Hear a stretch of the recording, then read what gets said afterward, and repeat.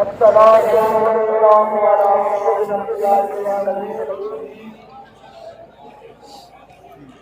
محمد صاحب سے رحمت اللہ علیہ آپ کے مخاطب ہوں.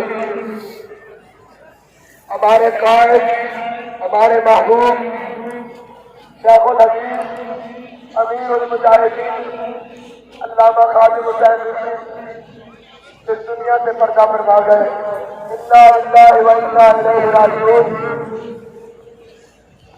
اس دنیا سے جانے کا سبب ان کا اور فرانس کے ملونوں نے جو خاکے بنائے اس خاکوں کا غم تھا کہ کوئی ہمارے ہوتے ہوئے ہمارے آقا و مولا صلی اللہ علیہ وسلم کے خلاف کیسے پہنچ گیا. اس نے ہمارے آقا و مولا صلی اللہ علیہ وسلم کے کیسے خلاف بات کر دی اور وہ بھی ریاض کی جگہ پر کیسے بات ہو گئی. میں خادم حسین رحمۃ اللہ علیہ یہ پیغام دینا چاہتا ہوں کفار کی گستاخیوں پر ہم سب کبھی خاموش نہیں رہیں گے.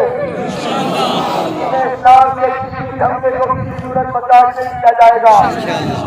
دین اسلام سے اٹھنے والی ہر دین کے آگے اول صف میں تحریک لبیک یا رسول اللہ ہوگی.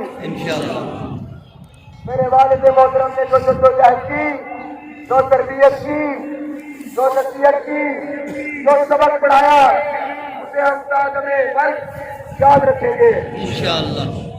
انہوں نے فرمایا تھا ہم نے یہ گردنیں حضور کے لیے رکھی ہوئی ہیں اور یہ گردنیں حضور کے لیے ہیں اور یہ حضور کے لیے رہیں گی انشاءاللہ. یہ تحریک رائے عظیمت ہی کی تحریک رہے گی. ہندو، کفار، ڈائریکٹر منون اور جو بھی گستاخ جہاں سے بھی سر اٹھائے گا ہم اپنی ایک طرح سے اس کو دبا دیں گے اور جو قبر ان کے انتقال پر خوش ہو رہا ہے ہم ان کو پیغام دینا چاہتے ہیں کہ اب دیکھو یہ مجمع ہاتھ کھڑا کر کے کہہ رہا ہے کہ ہم سب خادم حسین رضوی کے مشن کو آگے لے کر چلیں گے اور تمہاری خوشی کو غم میں بدل دیں گے اور ہم تمہاری ہر خوشی کو غم میں بدل دیں گے اور ہم ہاتھ اٹھا کر کہ تمہیں کہہ رہے ہیں کہ ہم تمہاری کسی بھی چال کو چلنے نہیں دیں گے. وہ اسلام کے خلاف ہو، وہ پاکستان کے خلاف ہو، وہ پاکستانی عوام کے خلاف ہو، ہم تمہاری کسی چال کو کامیاب نہیں ہونے دیں گے. اب تمام افراد